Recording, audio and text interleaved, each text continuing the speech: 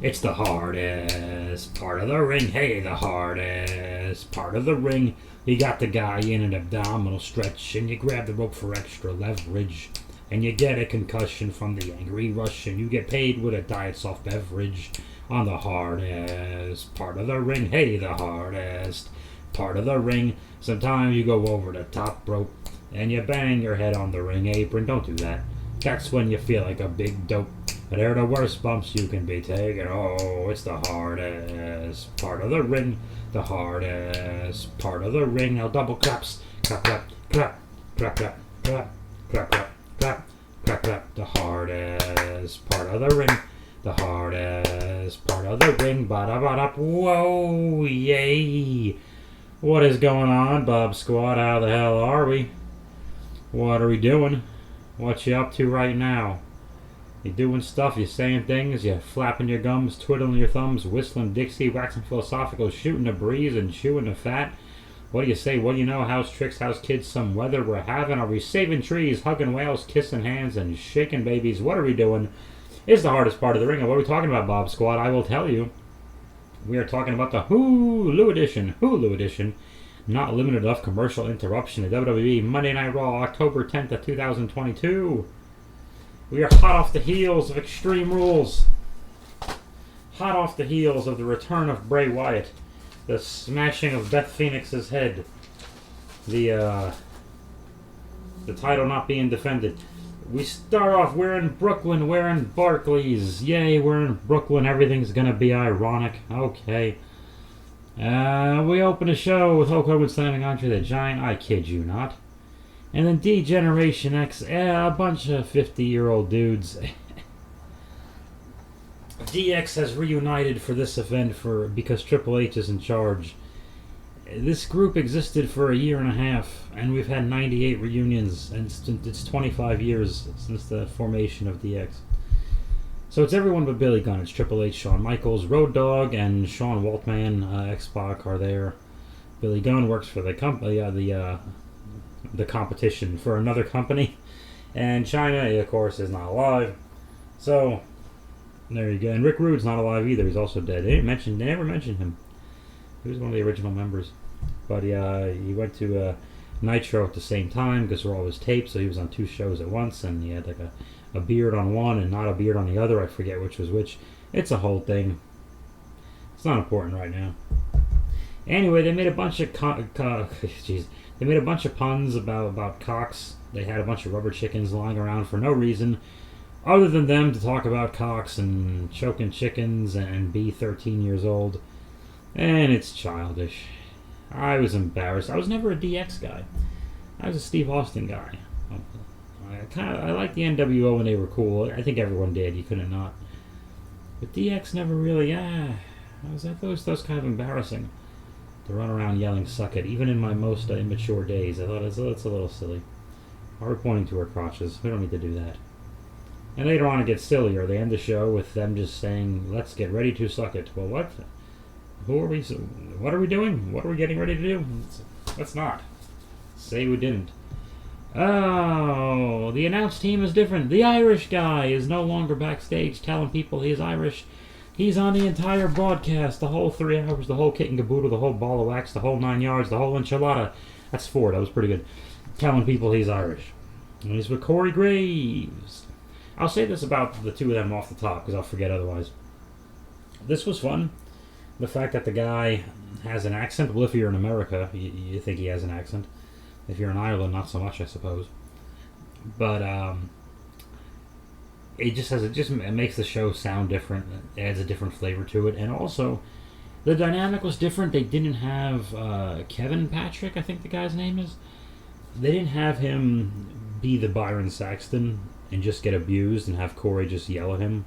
Oh, because if Kevin Patrick is the lead guy, he's got to he has to maintain some authority, and he did. He would shoot down Corey's insults throughout the night and carry on and stay focused, and he didn't get his nuts cut off every 8 seconds like Byron did. So that was a step in the right direction.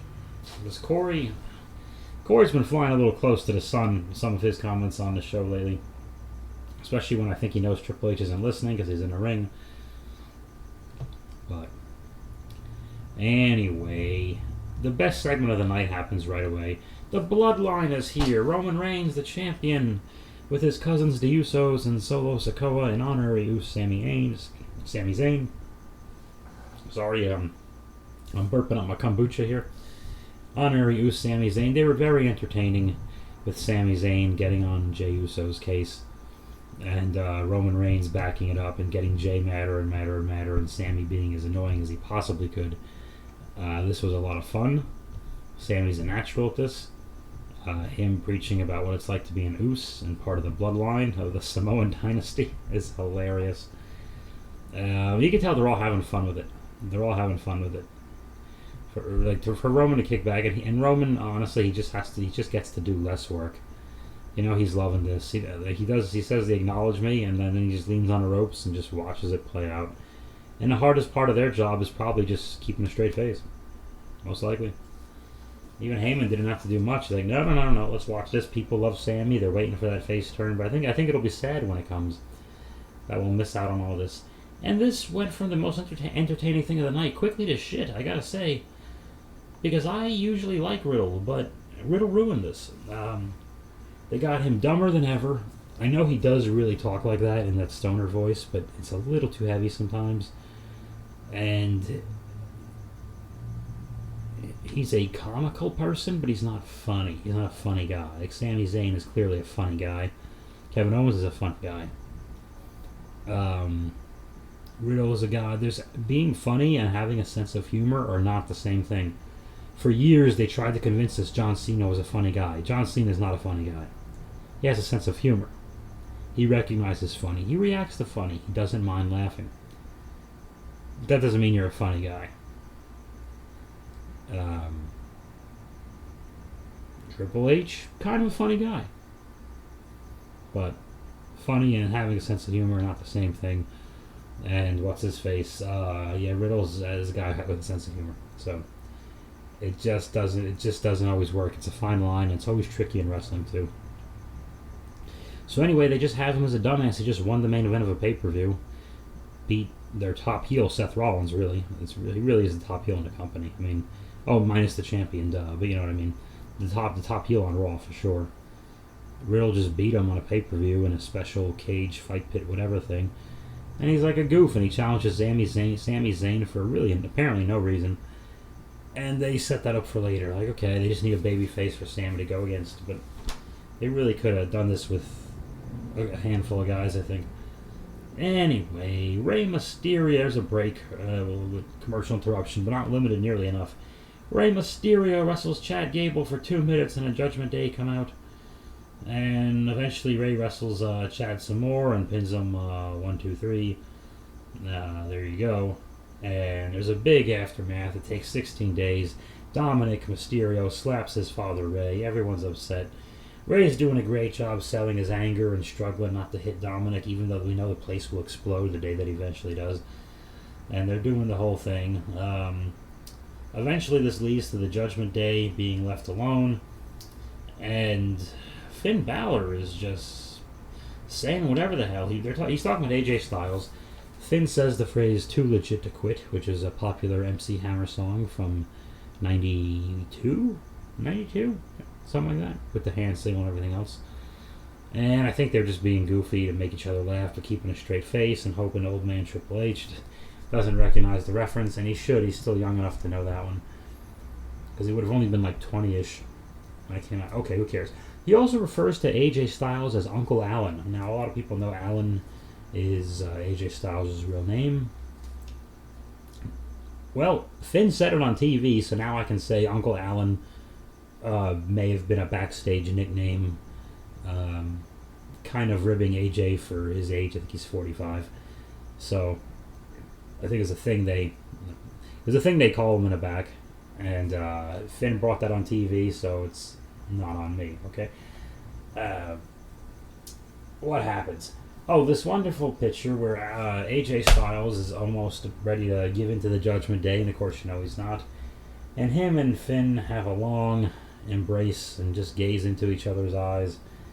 And right before they kiss, seemingly, bring back the attitude era. the OC, the original club, I guess. Carl Anderson and Luke Gallows return. So now it's 3-on-3, and the good guys brawl, and the bad guys run away. And the good guys are standing in the ring, and everyone has a nice time. And then we go backstage. There's nothing to talk about. I don't have a lot of comments. I would love to say, oh, cool, the tag team division is going to get better. Well, not really. They're not. A tag team has returned, yes, but they're not really in a tag team angle, are they?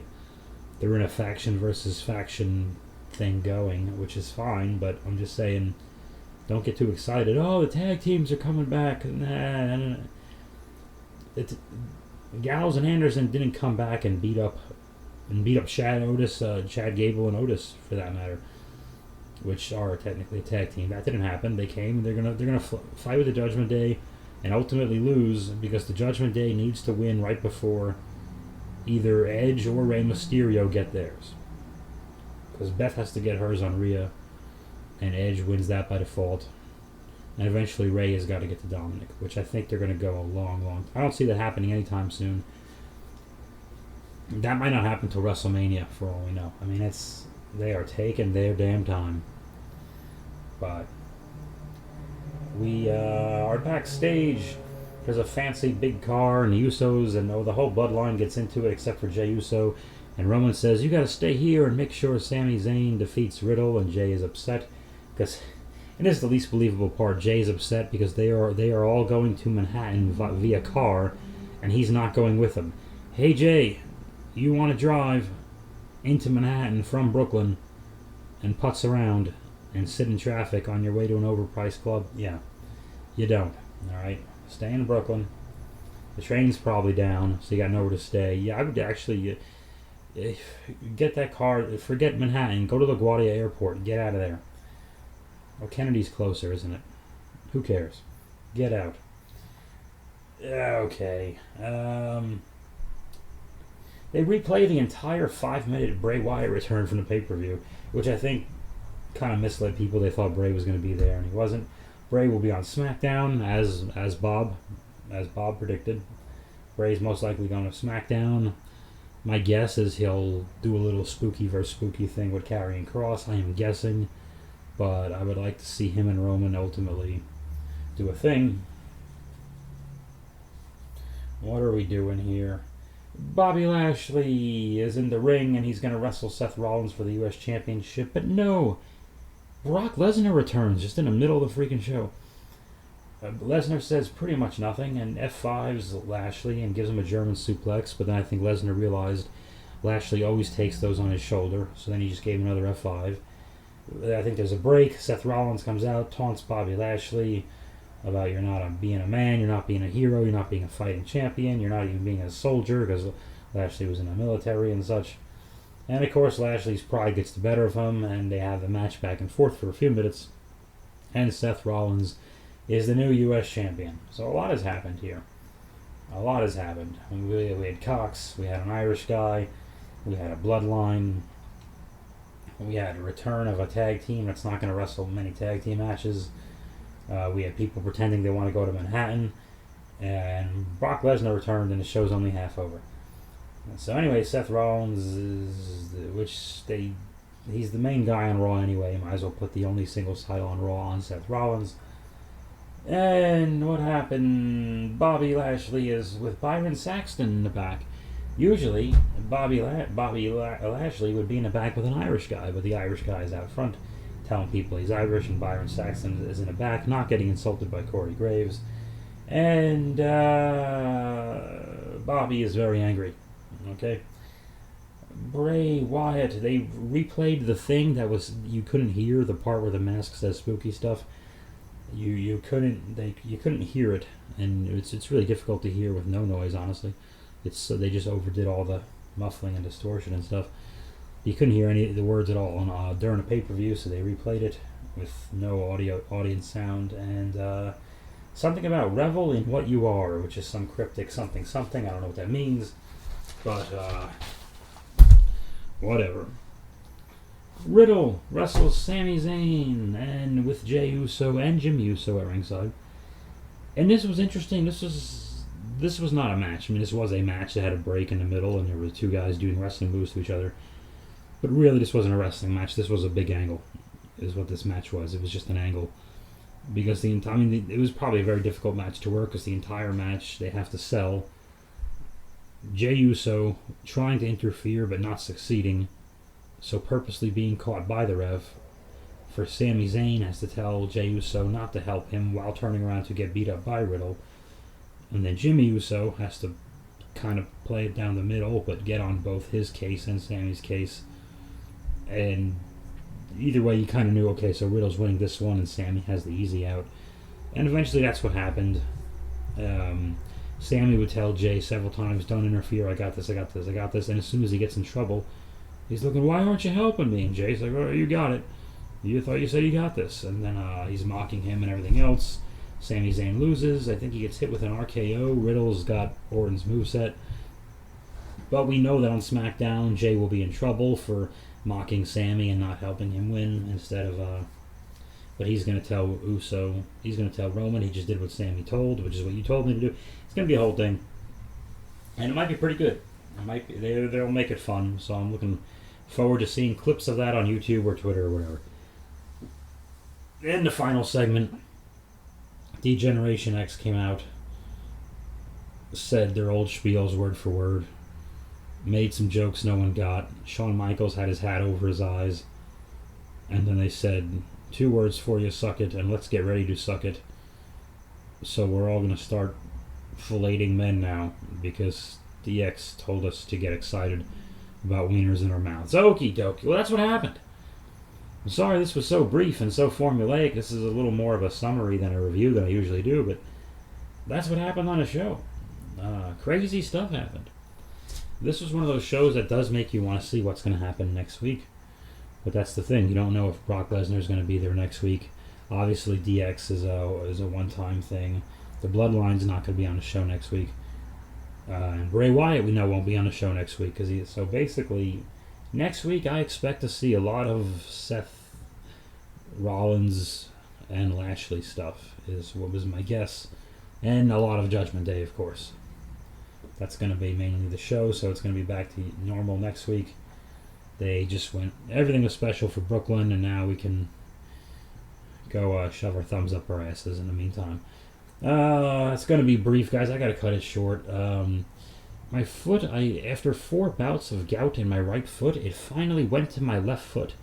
And I'm on my cane again, which I hate, and I'm not walking well. The thing's swollen. I'm in a bunch of pain, and it's kind of hurting my performance at work and everything else. I think laundry can wait till tomorrow. I have a show tomorrow. I had a show last night too, which is not helping me. But I think during my work day I could squeeze in the laundry. It's not really that urgent, so I have enough clothes. Just gotta wait a day or two. Wednesday's usually laundry day if you needed to know. And Wednesday nights you get to stay up late. Well, that's never mind. That's what's going on. So hopefully I'll have some more fun boxings. Thank you for watching the episodes of Sun Bob. I've done 6 of the 8 so far. I would like to get parts 7 and 8 done and just finish it this weekend. I'm sure I'll get 7 done by the end of the weekend. That's not too big of a task. But 8, it's a little wishy-washy. I'd like to just finish the thing and move on. My plan for the Sun Bobs, if you really want to know. My original plan was after this, stay in G.I. Joe's world, but do a very Batman-heavy thing, because I got some new villains and everything else, and do something I wanted to do with Batman. I changed my mind. I think I want to go right to Motu Origins. With originally, I wanted I was going to stay with the long form and have like a 40-ish minute Motu Origins movie ready around Christmas. And I was still stubborn on that, even though I've been doing the shorter Sun Bobs. I think I have to let go of even more stubbornness and not do that with He-Man. I want to, but maybe like a bunch of 2-parters, like a bunch of 2 8 or 9 minute videos or something like that. Because I do think the scenes, you can't really accomplish too much with He-Man in 3 or 4 minutes. Everything's so epic, it's going to take a minute, so I hate to give you all these like 5 minute or even 3 or 4 minute things, and it's like, okay,